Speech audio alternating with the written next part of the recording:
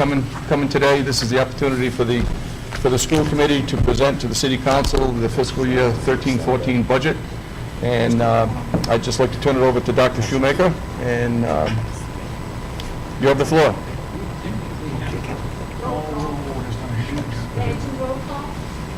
Certainly, you go do roll call. For the Newport School Committee, Dr. Charles P. Shoemaker. Here. Joey Gaines. Present. Rebecca Bowler. Here. Dr. Sandra Flowers. Present. Robert Weary. Here. Thomas Phelan. Here. Dr. Robert Power. Here. All present. Ask you to stand. Excuse me, I need to do the council. Here, just challenge. That's all I do, a special board. That's great. Mayor Henry Winthrop. Yeah? Naomi Neville. Here. Marco Camacho. Here. Michael Farley. Here. Catherine Leonard, absent. Justin McLaughlin. Here. Jean Marie Napolitano, absent. Thank you. Pledge allegiance to the flag of the United States of America and to the republic for which it stands, one nation, under God, indivisible, with liberty and justice for all.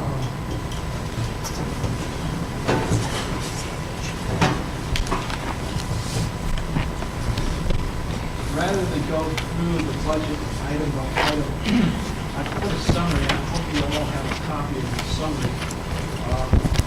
And I'll just go through it by parts, and rather than present the whole thing and have to go back to questions. If you have a question related to a particular item, please speak up. The very first paragraph is just to give you a big picture of what we have. And I haven't put down the total revenues or the total expenditures, but rather the changes that have occurred from previous budget to our projected budget. And we have first a reduction in revenues of minus $867,000.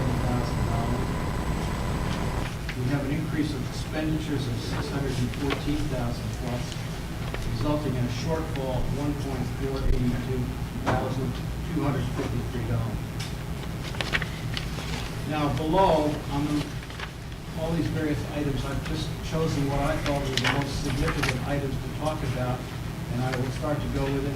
If you want to interrupt, please interrupt, or if you want me to just skip on it, let it go. And let me start on the revenue side. Federal, we have a shortfall of $70,000 plus. And I guess that was federal impact aid that we had a significant loss, but it was offset by JORTC reimbursement. I don't understand the other words. Sure. We estimate a reduction in the impact aid due to the sequestration that everyone's been talking about. I know some folks in Newark have been furloughed regarding that federal financial situation. But in looking at our enrollment for the JROTC, we believe we'll have an additional $35,000. So that's a net loss of $70,000 in federal funds. Next item is state revenue. As you know, there's a new formula in place, and because Newport was sort of high, each year they've been slowly reducing it, but that's not having much of an impact. The biggest thing is we've gained $75,000 from, I guess, some aid coming from the General Assembly for career and tech, but I guess that's pending this state budget. Local revenues, we don't know for sure whether we're going to have a surplus or a deficit, so that's expected to be zero at this point. But we anticipate extra tuitions from outside schools sending their kids here, and the insurance company that takes care of both the school and I think the city is giving us a rebate or a refund of $119,000. AARA is past history. That was a one-year grant. We're losing $500,000 there. So now let me jump to the next page, which is expenditures. Dr. Shoemaker, Yes, go ahead. I know you noted that the anticipated fund balance is expected to be zero under local revenues. Yep. How, it seems rather imprecise. Is it, I think in January, the obligation is to make sure you come to zero, but in years past, that hasn't happened. Is that, As I understand, our books do not close until August. That's when we'll know when we have surplus. And what happens is, think about special ed, we've learned this in the past. They're not being sent to us, but they know that they can wait until August to send the bill and we pay them in, and they'll be charged to. but certainly you know what students are going where, so it We don't seems... know what the fee is going to be. It's like a doctor's bill, I'm sorry. Sometimes you go to see the doctor and you think, well, he's going to charge for an office visit and get his bills. And that's the same thing is true with special ed kids that are in practice. We don't necessarily know what services they're going to get. And sometimes it really shocks us. But certainly you would know when a student gets there in September, October, November, December. I mean, we're now in May, there's only 1 month left. I would think that we would have a pretty good idea of, Yes, we do. We have a pretty good idea. And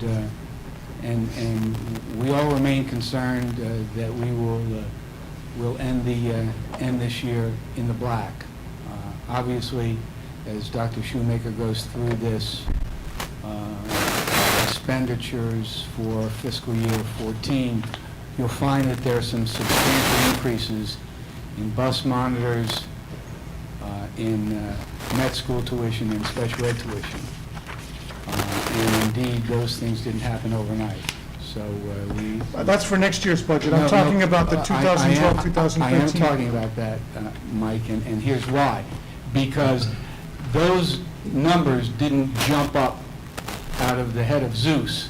Those numbers are from this year's budget, and obviously there was some underfunding for those expenditures this year. So in other words, come July 1st, all of a sudden, we don't have a new $640,000 special ed tuition line. That line is overexpended this year. How much it's overexpended, we're still working on. But I can assure you, they didn't budget, or the bus monitors were not budgeted for. The previous business manager did not budget for the bus monitors in this year's budget. Those bus monitors were, what were they, Joan? $140,000, not budgeted for. A lot of the special education tuitions not budgeted for. The med school was under budgeted by 50%. So, truth to tell, that's why the numbers that we're giving you for fiscal year 14 are so much higher, because they were higher this year than had been originally budgeted. So, I'd prefer to learn about that stuff, maybe back in January than on May 30th. It's tough to hear it now when we've got a lot of other budget issues, and we work very carefully, and our city council or city manager is looking out 2 years, so we don't have these sorts of problems. I know, next year's budget is going to be the next superintendent's issues, but this is hard. I share your concern. We've been burned very badly for the same reason in the past. If you want to discuss this later, but I think we want to just go through it if we can, and then see me afterwards, okay? And we'll see if we can get an answer for you. Let me go to expenditures on salaries. When the Pell School was put out for bid and for the voters to approve, there was a statement that we were going to save $855,000. Where did that money come from? As a result of going from 4 elementary schools basically to 2, we were going to lose 2 principals, we were going to lose a nurse, and then there was a secretary, there was some other savings, which amounted to $855,000. That was a cost avoidance. So now that we have Pell open, we don't have to pay for those positions, and so we start off with a $855,000 savings. same time, we had union negotiation, and we, by and large, gave both unions 2% increases. There might be some variations in that, but basically it was a 2% increase along with the administration. So we did save on salaries $71,000. Now benefits is just the opposite. We have made some changes in cost sharing of premiums, but nevertheless, a lot of the active teachers and the retirees are still getting these benefits. And as you know, these costs have continued to increase along with the pension costs. Total and professional services, that also went up. But I bring your attention to, if you look at that page 3, or item 3, which is, you'll see some blanks. Go look down the column of the approved budget. You have blanks. And then when you look over on the difference, you'll see that there's blanks. I bring that to your attention because we've had different people inputting the data into what's called the Uniform Chart of Accounts, and I understand it's a very complex thing. And these blanks represent things that were miscoded. So just to make you aware that this is a rather complex procedure, and it results in some errors. By and large, though, that particular item has some small changes, plus and minus, so the net effect is not that great. Let me go on to the next item, which is total purchase services.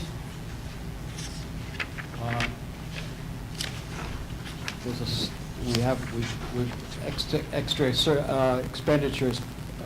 No, we made a little money there because we're going to have less to maintain over the next couple of years, and our anticipation is our maintenance costs will go down.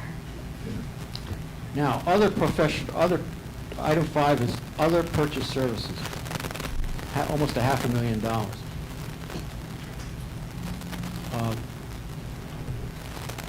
Most of that is special ed. In the past, we've had 1 or 2 kids, but I think we had 6 kids who were special ed who required out-of-district services. That meant that it had to be bused to Bradley, and that's partly what the cost was due to. Plus, the state has moved more of the cost of the tuition of the med school to our budget. Total supplies went up primarily due to a new series of reading texts. I guess that we started looking for that a year ago.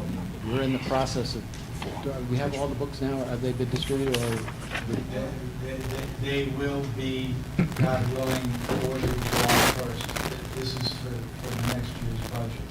And it's trying to standardize the reading approach when all of the teachers at the elementary level move to the coastal.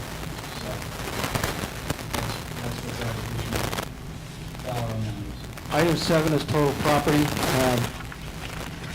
We got a grant from the feds last year, and we implemented it and put in hardware and software, and so as a result, there's been a savings there.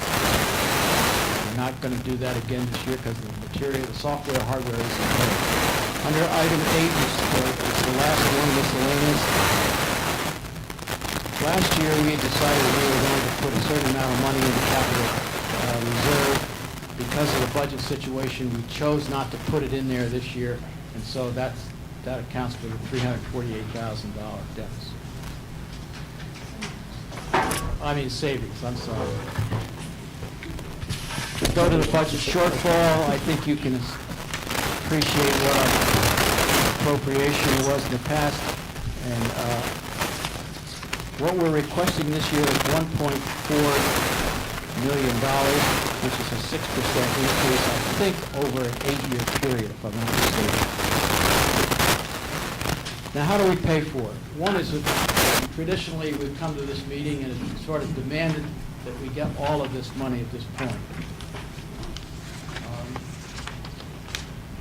Or we could go back, the school committee could go back and cut expenditures. But if you were here a week ago when we tried to cut one teacher out of the high school and saw what the impact was going to be, I think we're a little bit gun shy that we're not going to cut any more programs if we can avoid it. The third one is item 3, Mayor Winthrop's suggestion. And I say his suggestion because he called me up and made this suggestion, so I'll let him explain it. No, I mean, taking a look at the budget, there are just so many moving parts in the school committee budget.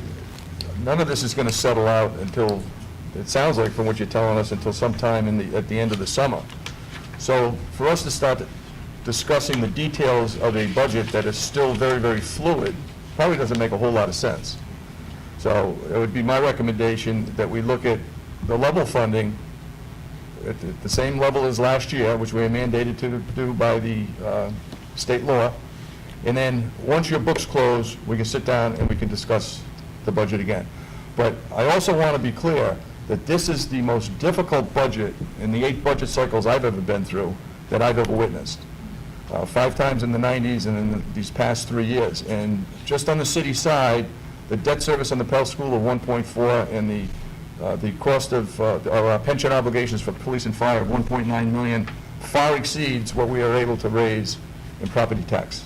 So we're working very, very hard on our side to make that go away or to moderate that as much as possible. And the committee's going to have to do the same thing, and we're willing to work with you to make that happen. But I don't think anybody in the council would be prepared to agree to an upward adjustment at this point until your books have closed. So that's the reason for that suggestion. The next paragraph, yes, Mr. Leary. So, Mr. Mayor, where would that money come from if it was short? I don't know, Mr. Leary. This is what I'm trying to say. We've been through this before. You remember, people have been here for a while. $1.9 million one year over 1.2, and they had to take it out of the fund of the city. I'm just curious where if you want to do this, where's it going to come from? That's a $64,000 question, and that's what we're trying to come with. I mean, we could say no right now if that's what you want us to do. No. But in the spirit of cooperation, I think we should be working with you. In the end, it may come up with, hey, we don't have the money. After I've listed those 3 options, you'll notice a paragraph that starts off the advantage of this third option. One option is, one of the criticisms of the school budgets of the past, oh, we gave you the money and you thought you were crying poverty, and the next year you ended up with a surplus. One of the reasons we've had surpluses is that we have budgeted for the potential, or that maybe we're going to have, say, 2 classes at the same level. Or, well, maybe 5 classes, but it turns out we only need 4, so we didn't hire a teacher. That becomes a surplus. But we should know that material, we should know that enrollment numbers in August quite precisely, and probably will be able to determine whether we need to keep that extra teacher on the payroll. Secondly, the books will have closed. Whether we have a surplus or whether we have a deficit will definitely be known, and that will clear up some of the uncertainty. Yes, Buck? There's 4 things built into this budget that are big ticket items. We have 4.5 extra teachers, as we just talked about. So we don't know whether you need 3 of them, 4 of them, or 1 of them. That's built into the budget right now. Yep. Low and high. You have a fund balance, we don't know what it is yet. We don't know if it's 0 or what it is, right? As I say, it's fund balance. You have an electric contract that we entered into 5 years ago, that in my opinion was illegal. It was entered into, signed by the business manager, now signed by the school committee, now signed by the chairman of the school committee, now signed by the superintendent. And that expires in August. We're paying 11.32 cents per kilowatt hour. The present rate, you look around, is about 7 cents per kilowatt hour. It's a huge savings here. I'm not saying huge, take that back, there's a savings here. You're gonna be saving the, per kilowatt hour. I know there's fees in there, I know there's things built in there, but that's a $400,000 line item we have right now that we haven't looked at. And finally, I don't approve of this, and I wouldn't support this, but we have over $4 million in the teacher's retirement account that we can take money out of. Thank you, Mr. Leary. You just made my point. But that's what I think, waiting till August, I think it makes sense, just so that we're not overshooting and you understand where we're making the savings. And so I think we may end up with a slight surplus, but it's not going to be as very big as a result of doing it later in August. So I sort of approve of this. Now, the one drawback of it is the city manager has to put out a tax bill in August. How do you guys want to handle that if you're going to do it charged later on in August? Jane? If I might add to it, if I might shed a little light on that, because of the cost, just the pension costs alone that the mayor alluded to earlier, we've recommended a budget, an operating budget of pretty close to the maximum tax rate we can anyway. So it's somewhat irrelevant as how, I mean, I think that the council is faced with already having a recommendation just to keep some level of service, and we've cut back on the city side in many ways, but just to level fund the schools and level fund what our fixed costs, we already are at a 3.87%. The maximum percent we can go to is 4%. So I think when you're talking about establishing the tax rate, I think our recommended budget already has as much as we can put in it. So it's not a matter of raising the tax rate further if we need to fund the schools more. It's a matter of moving things around and providing different services, and that'll be, in my estimation, that'll be a joint discussion. I have a question. You had mentioned that there's a certain dollar amount that is going to be allocated for pensions for city employees? Yes. Okay. And is that legally required, or is it a recommendation as a result of an actuarial study? I know in past years, you've contributed additional funds other than the pay-go, but now we're running into some problems in this city, and I would ask whether or not this is legally required that we contribute, or I'm a taxpayer, that we contribute to the pension. I appreciate your concern, but we're here to hear your budget. We're not here to provide our budget. Yeah, no, all due respect, Jack, that's an awful specific question for someone who has 2 weeks left to go in his budget period and doesn't know where he is. All I'm asking in a for $40 million budget. is you said that we're up against it and there's not going to be any more money, so.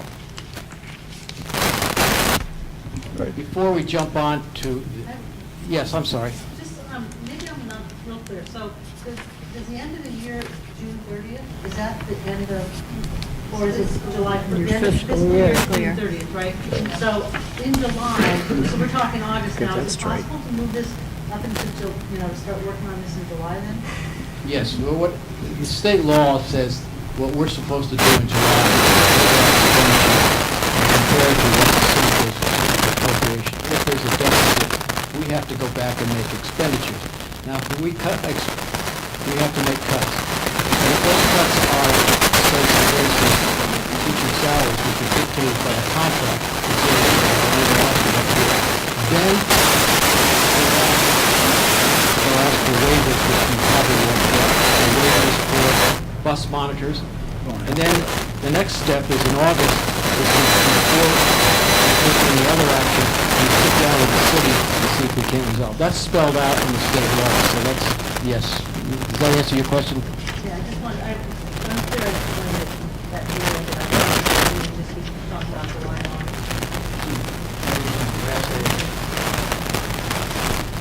Mrs. Gaines.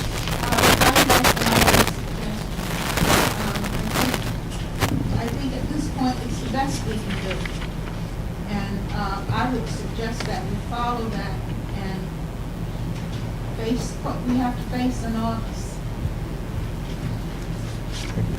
Anybody have questions for Dr. Shoemaker? I'd just like to make a comment. The way I'm looking at this is, the city is looking at absorbing the cost of the tow bond, $1.4 million, and we're putting a tow here in this discussion today, another $1.4 million. If we come together in August and you really have no reason to back away from your $1.4 million request. You're basically going to ask us to pay it then. And I don't know why we put it off until August. I frankly, I'm just mystified that we, after I don't know how many years of the school department providing a budget to the city council in the spring, that we, for some reason, this year can't. I recognize that there are variables and putting budgets together, but we've done it in the past. I think we're just kicking the can down the road. But when we kick it down the road, we're going to end up with, there's almost this suggestion, well, we may not need that $1.4 million. Well, what if you do? Where are we going to get that? That's a 2.4% tax increase on our side. That's $1.4 million out of a 10% reserve, which currently must be around $8 million. I don't know, somewhere in that area. I mean, that reserve it's for emergencies. It's not to address failure to properly budget. I want to make one point. You spent over $500,000 of our money last year, which you knew was one-time money. There was no reason to think there was going to be any more of that coming. I would think that you would have said, we got to find $500,000 in our budget now and not spend it this year, so that you would generate a savings of that. Because by spending that one-time money, you're basically creating a problem in the coming years. And that's the problem I'm concerned about, is if we do have to fund you at 1.4 for the Pell bond and 1.4 million increase, what do we do the following year? That's $2.8 million a year. We have to find the following year. And I'm concerned about the following year when we have a charter school that may open up, and you could have anywhere from 50 to 100 students drain out of your system, where you may be asked to pay $11,000 to $12,000 per student without necessarily being able to reduce the number of teachers or classrooms that you have because of the impact across the board. And having mentioned teachers, I know I've given Charlie a hard time about this, but after looking at your numbers, with the reductions you're making to your staff this year, you're going to reach a 10-to-1 ratio of students to teachers, and I'll grant you that given the complexity of the student body in this community, that may be pushing the limit. You do need more teachers. I don't think you needed the 8.7-to-1 ratio you had 6 or 7 years ago, or the 9-to-1 or 9.4 you've had over the last few years. Those are cuts that should have been made years ago, but I guess I'm just telling you that I may actually be sympathetic to your sense of needing money, but I'm absolutely appalled at your inability to put together a budget. And I think that there's some people sitting at that table should be ashamed of themselves for being unable to produce a professional document and to ask us now to, well, let's put it off for a couple of months. Mr. Chairman, Councilor Neville? I would just want to, I think that there has been some good developments lately between discussions between the school committee and city staff. I think the idea, or what I have seen in the past, is that there is this sort of out of sync calendar process where the school numbers get finalized after the budget is done, and I do think that it in sometimes has caused for a number of severe cuts to be done only to, at the end of that fiscal year, then they have a surplus, and it gets very confusing, which is why I support the idea of trying to work through the summer, keeping the dialogue going. I think, as many of you know, I stress that shared service idea so much, and I think that there is real opportunities to work better together if we put some of these departments together, and I think we will only succeed if we do that. But I think my hope, and I could be very wrong, is that expected 1.4 million might end up being less. It might have to be less. But I think the idea of still trying to work together for a few more months is in everyone's best interest. I do want to make one comment. I do want to say that Joan Tracy has done an excellent job. For those of you who don't know, aren't concerned about history, for the past previous 2 years, Do you think business office was in free fall.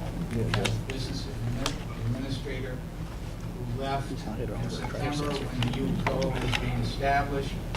That year, we had 2 part-time people who were retired who came to work for us. It was very difficult. Last year, we had a gentleman who did not have the background or experience. Last year was very difficult.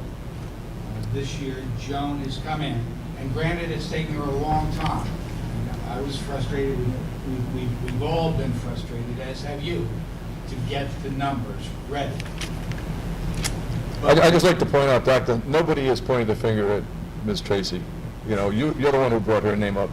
It was a general statement, so I don't think we should be discussing an individual's personal performance Well, in this forum. I do believe that that's what I heard from Her someone. name was never mentioned. From someone over there. You So- mention my name if you want. So the question is, so why don't we have the budget, and why didn't we have it earlier? We didn't have the budget earlier because we had 2 years of fiscal nightmare here in terms of being able to find out. But we did have it. So this is our budget. Don't get us wrong, we have it. No, I understand that. But you don't want to own it. Mrs. Gates wants to say. Well, really Naomi has expressed my comments. I was going to reiterate that the August 1st, the August date that the mayor has put forth makes a lot of sense. We can't give you definite numbers until we have them. And we won't have them until August. In the past, when we have had, we don't want to call them surpluses, Fund balance. fund balances, we were criticized that that was not appropriate. Now we have no fund balance. That's why we're in this quandary. There's nowhere to turn to pull a rabbit out of the hat. So I see us in pretty much the same situation that the city is in. And we have to work through it. Thank you. There's no choice but to work through it. Thank you, Councilwoman Leonard. Well, I think we have to work through it, too. I'm disappointed that we don't seem to have the numbers, and we had 2 years of flux, let's call it. I'm one who likes to look at real numbers, because I don't think it's fair to students, to teachers, to parents. I like to have real numbers to look at. And yes, it might be good to put this and try to work together and work it out by August, but quite honestly, what happens in August? I agree. What if there is no money? I'm going to tell you that I'm not even happy with the 3.87% tax increase when other towns have less, and that doesn't include the sewer and the water charges that we're burdening people with.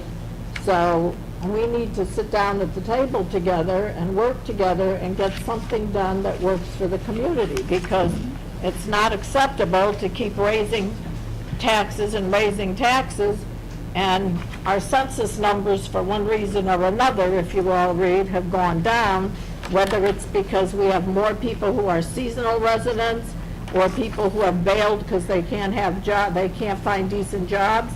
I don't think anybody has the exact answer, but if we want to remain a vibrant community, we're going to have to work together, sit at the table, and deal with the money that we have and not the fantasies that we think we're going to have. Thank you, Councilor Leonard.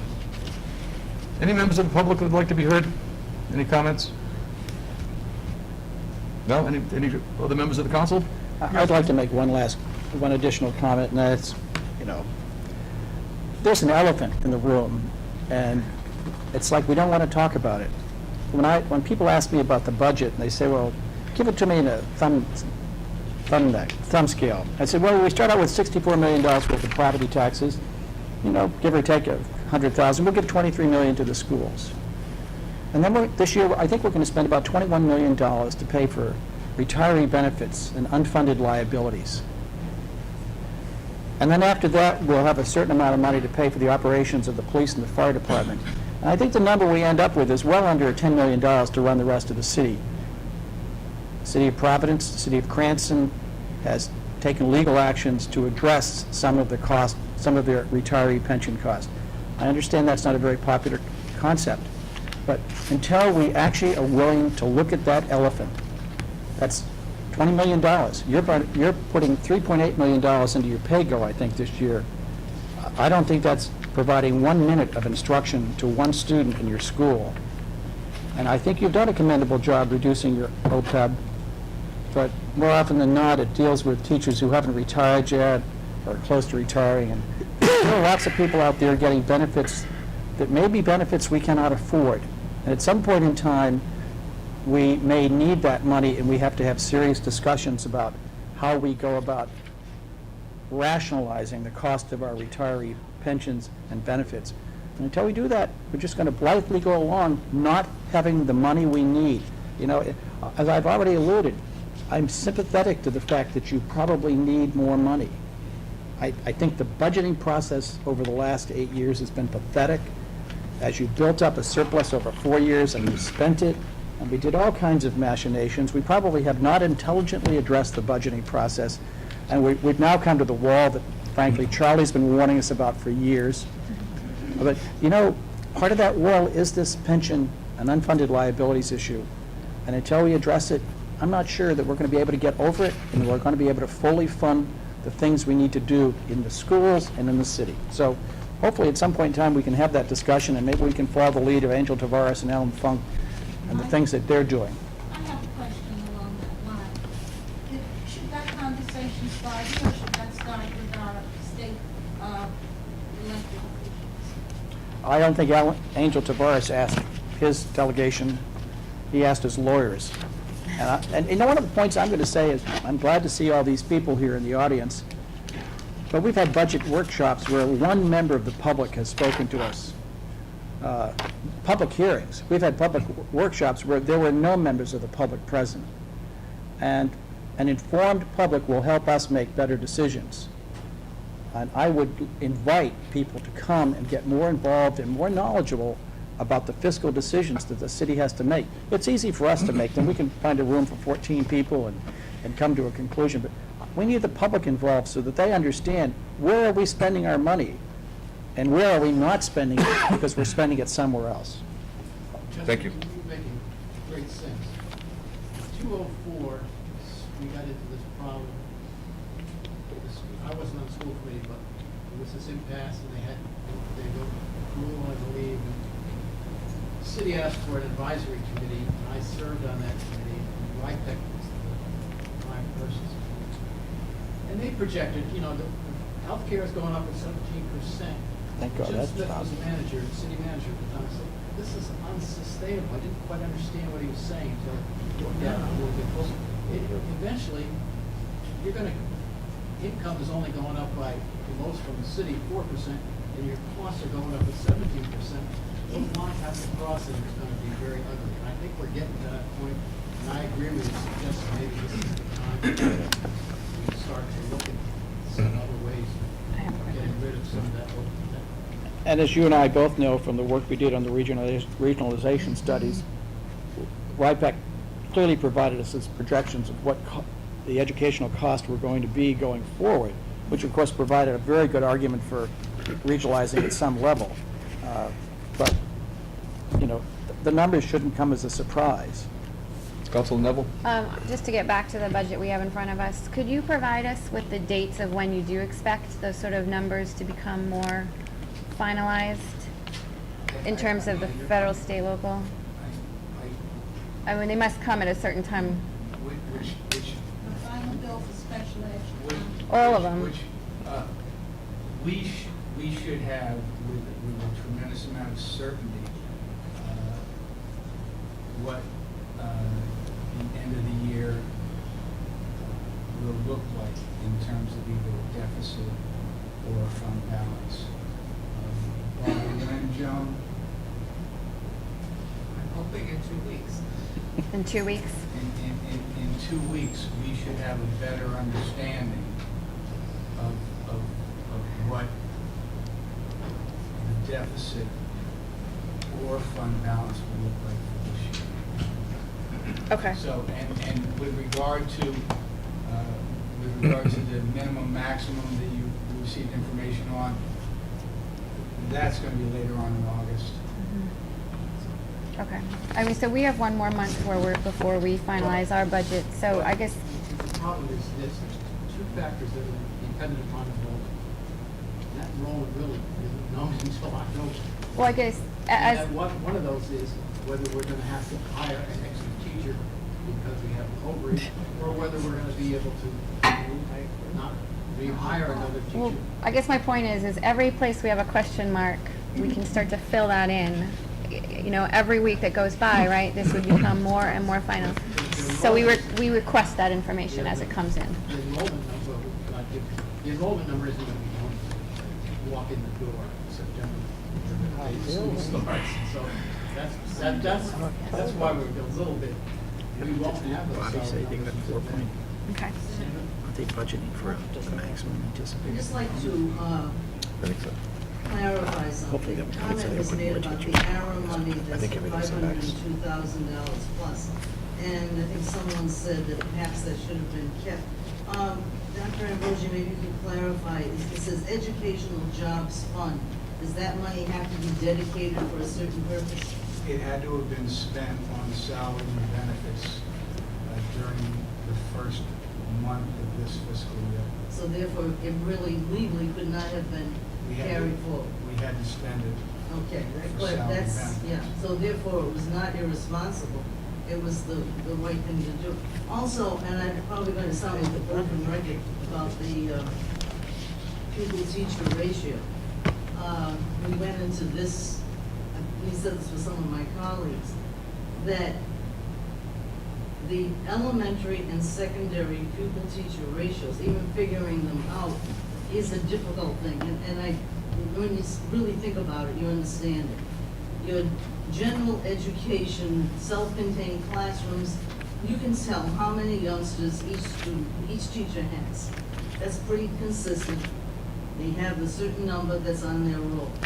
Once you start to departmentalize, you might say the average number of students in an English class is whatever X number it is, or history, or modern languages, or whatever. But to take all of the personnel and divide it into the total number of teachers, it's a facetious argument, and I think anyone would agree with that. So I just think to say that we have 9 students per teacher, I don't know, some of my former colleagues here will probably say, who are all these people in my room? Obviously, it's just a number that just doesn't work out, and I think you certainly understand that. So talking about the particular classes and why some of them are lower, we can certainly address that at another time when you're talking about whether it's special ed or advanced placement or anything in between. But I'm glad to hear the information about Arrow. Thank you. Any other questions? Chair, I have a quick question. Just on that 9-to-1 ratio, where does that come from? Does that just come from administrators? I mean, do we have too many chiefs, not enough Indians? Can we fire bureaucrats and hire teachers? Because that's what the students need.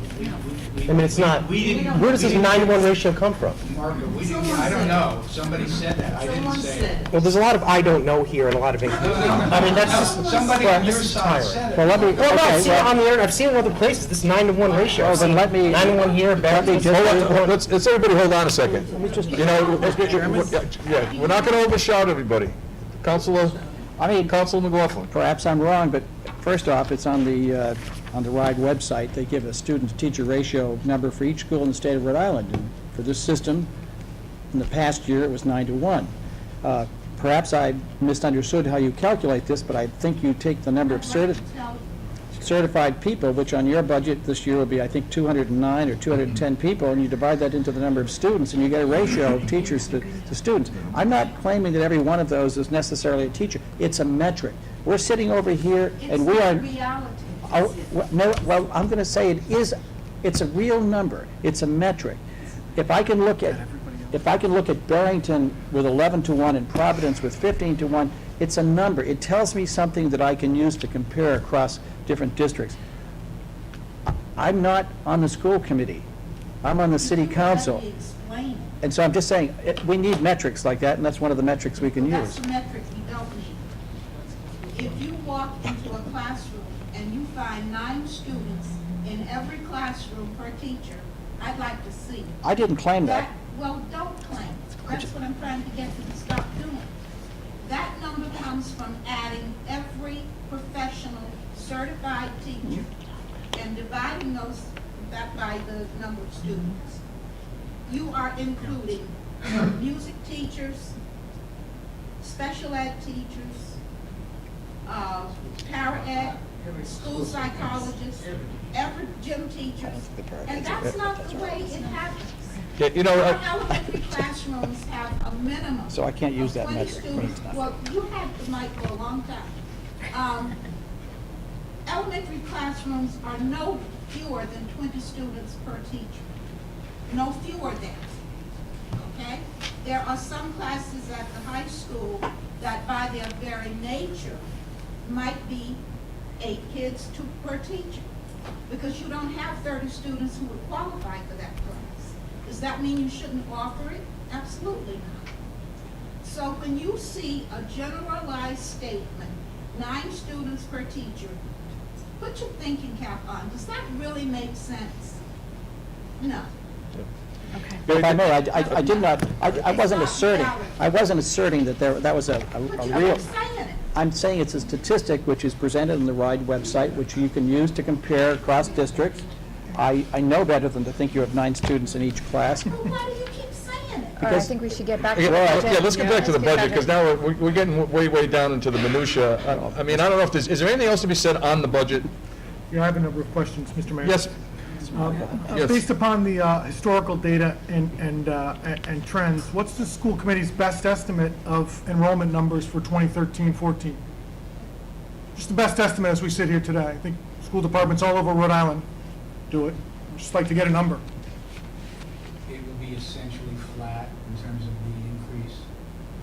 So you won't have any fewer students, you won't have any more students, it will be essentially flat. About 2102, somewhere in there, plus or minus 5 to 10. Okay. To our best estimate. Of course, to your best estimate. The reason I ask is for, like the other council members, I'm not unsympathetic to the need for more money. And I think one of the best ways you'd have to ask for more money is say, hey, look, we got a bump in enrollment in this program, that program. We had more kids move to high school, more kids in pre-K. We want to expand our pre-K program. Those are the kinds of things and justifications I'd like to hear for next year's budget, when, we're hopefully talking about these issues in February-ish. Yeah. So we can include those. That's where I'm coming from on the Great. question. Absolutely. Ms. Bowen? Yeah, just to be clear, the community spent a long time working on the potential that Pell School could be overcrowded too. Because there is something that occurs when a new school opens, and we called all over Rhode Island to hear about this, which is basically kids show up out of nowhere, like they come back. And so we've got to be prepared for that, mentally here too. And I know that, those of us that work hard on that committee might come up with some options for what to do with those students. So it is a possibility. I know everybody doesn't believe in it, but. Well, I think just to make comment in case the public doesn't know, I mean, part of the report was a discussion about triplets and repairs to its roof, and it's come up at our liaison meetings, and we certainly are taking that into account. Can I just finish up? Yes, Doctor. Let me just finish up on the triplet school, give you some more recent information. When we started planning Pell, we thought we would have 4 elementary schools to be closed. And I think probably 3 will be closed fairly soon, be surplus back to the city.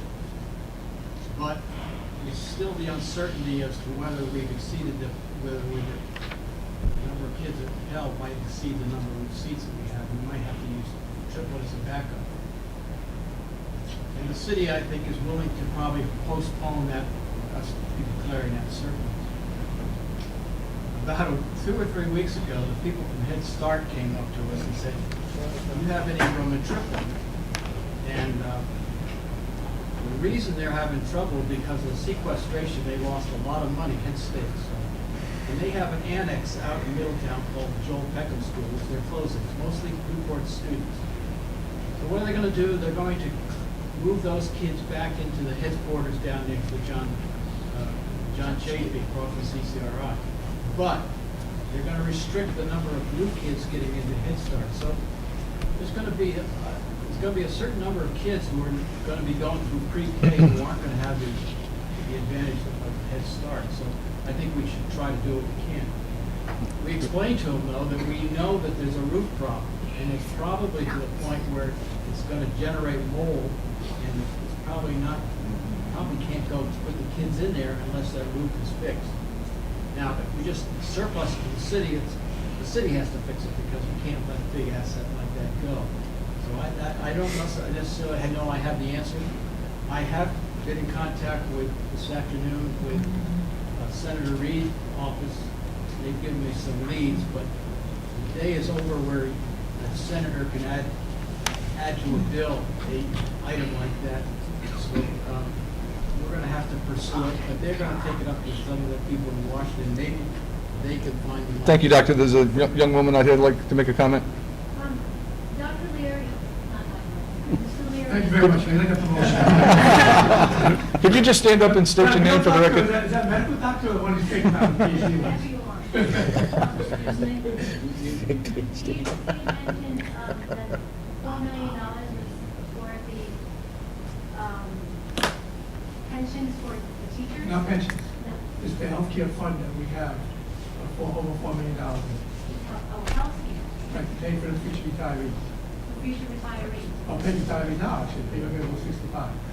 So that is for people who are already retired, and that money comes out of that to pay? Correct, the fund they pay into, the 5% they pay into. So people who are already retired now, from the school department receive some of that money? Is that what you're saying? Yes.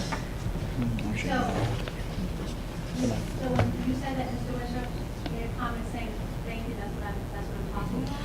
No, I wasn't talking about the $4 million. I was just talking about all the unknowns that were in the school budget at the present time. All these moving parts that haven't settled down, as Dr. Shoemaker mentioned. Okay, so the money that he's referring to, taking some of that money from us, people that are... I'm not advocating that. You talk to the school committee on that. Okay.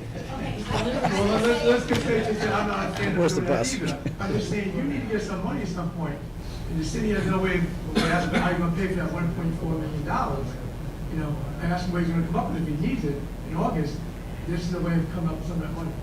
So some of that money that your committee suggests is going to the working people, and you're taking it also from people that have already retired, and half of your panel is already retired, so that money is, you're taking from them as well? The penal's not tied to the exclusive. I pay my own insurance. All right. Thank you. I think it was treatment. All right, thank you very much. Mr. Mayor, I'm not, I've got a few more questions as well. Counselor? Is there anywhere in the current budget document where the school committee included the cost savings that the city council's been offering for years in an effort to preserve any programs that you had to cut? Or you're still putting it in the planning stage on that? That's the third item I have. Then we can hold that one for a second, and I've got another question. I wondered, in connection with the point that Dr. Ambrosi made about the $145,000 shortfall this year for bus monitors and the $600,000 shortfall in tuitions. How did you fund the $745,000 in those shortfalls for this year? That's my concern, Mr. Paul. So they're not funded, or they are? That is my concern. We had a business manager who didn't appropriately allocate funds for those different areas. We now have a business manager who's a former auditor, who's drilled down into the information to find out where there were problems. You understood the question. I don't think that answers my question. I'm wondering how... I thought it did. No, there's $745,000 hole in the budget. Are you going to use money from next year's budget to plug gaps here? That is what we are looking at now. We already put a freeze on the budget back in March because we knew that there were issues. We already said that we weren't going to spend any of that capital improvement money this year because we knew there were issues. These issues stem from last year, from someone who did not allocate funds appropriately. I think Mr. Farley's question is very, very specific. Is that going to be funded out of the present budget for the 12-13 year, or are you rolling that out into next year? No, it may be a deficit. No, it may be a deficit is what I'm trying to say.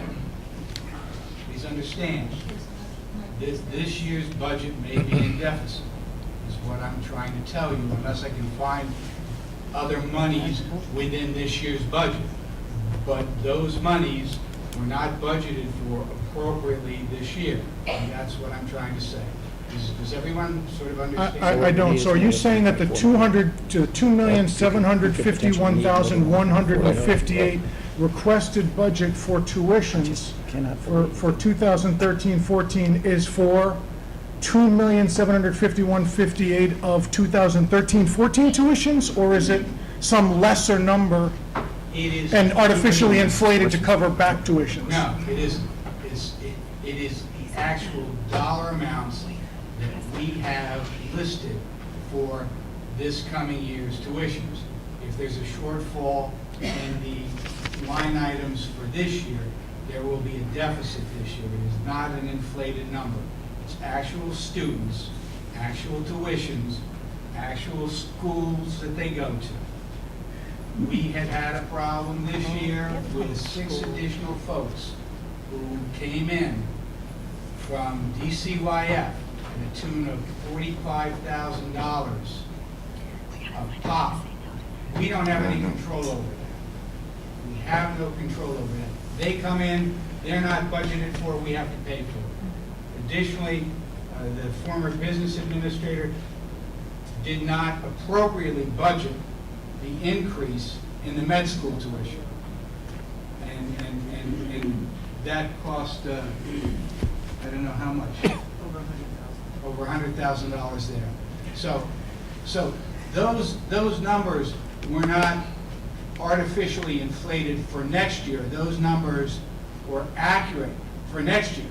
The problem is that the numbers weren't enough for this year. So if there are issues. You see, that's goes to the question I asked at the beginning of this meeting. I asked where you were budget-wise, and you said approximately 0. But now, in the 60th or 61st minute of the meeting, I'm correct me if I'm wrong, that there could be a $745,000 shortfall just on those two items? I had said we need to find out where we are, okay? On those two items, we have a problem. And I made that very clear. I don't know where we're going to be. I'm not prepared to say today whether or not there will be any fund balance or how big the deficit will be. But right now, this budget was based upon not having any fund balance and not having any deficit. Thank you. Thank you very much. Do we have to keep this going? Seriously. I mean, we... Let the public know a little bit about the shared services, because... Okay, that's very valid. Please. We have had this on this agenda, an item on the agenda for the liaison committee since January. And what's happened is there's been a lot of very strong opinions expressed, not much facts have occurred. And I don't see is with this harsh rhetoric that has occurred over these items, we're making much progress. So for that reason, Mrs. Gaines and I asked to have a meeting with the city manager, a quiet session, to see if we can understand one another and get some trust. This doesn't happen overnight, but we have met. I think we both understand the city's problem, we understand the school's problem. We're beginning to understand what the individuals that we're talking about, what kind of a job they have, who they report to, and they're unique jobs, and they have a very specific role within the school. What we're going to recommend, I don't know. But she is going to go ahead and make a recommendation on landscaping that we work on. We'll start out maybe with a small step towards shared services. But I think, I trust her, I don't know if she trusts us. But at least we can talk in rational terms, we're not screaming at each other, we're not making big claims. I think we're making progress, and I'm glad to have you. You want to correct what I said, please say so. No, I think that's really what we're trying to do, and take some baby steps and propose some baby steps to both the school committee and the council, and get some of our departments to working together instead of talking about consolidating and having a final, okay, you know, this number, let's just start working together and figuring out what we can do together and jointly. And I think that can happen in a number of our departments, starting with our landscaping. That'll be an easy win, and moving into some of our other support services. Thank you. We are- When I left your office this morning, I went up Broadway. House really needs grass cutting. Eric, thank you Thank you very much. And everybody, NPF tomorrow night, Newport Ed Foundation.